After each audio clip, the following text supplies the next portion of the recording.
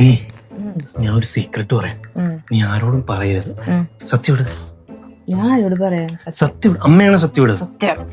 എടി നമ്മുടെ വിഷ്ണു ഇല്ലേ, വിഷ്ണുവിന്റെ ഭാര്യയുടെ ഒരു സീക്രട്ട് അവൻ എന്നോട് പറഞ്ഞു. ആ ഒരു സെക്കൻഡ്, ഒരു കോൾ. ഹലോ. അല്ലെങ്കിൽ അവൾക്ക് ഇച്ചിരി കൊമ്പ് കൂടുതലല്ല.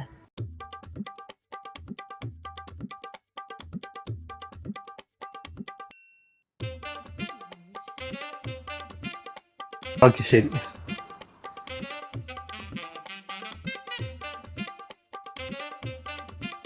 എടി ഞാൻ ഒന്ന് പുറത്ത് പോയിട്ട് വരാം കേട്ടോ. അച്ഛൻ എന്നിട്ട് പറയണ്ടെന്ന് പറഞ്ഞേ. എന്ത് പറയാൻ?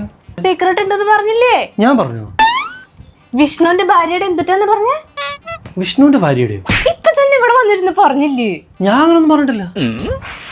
ഇനി പിന്നെ ആരോട് ചോദിക്കാൻ? എന്റെ ദൈവമേ, നെഞ്ചു വേദന എടുക്കണ്ടല്ലോ. കുറച്ച് നേരം നീ അത് ആലോചിച്ചുകൊണ്ടിരിക്കടി അവിടെ.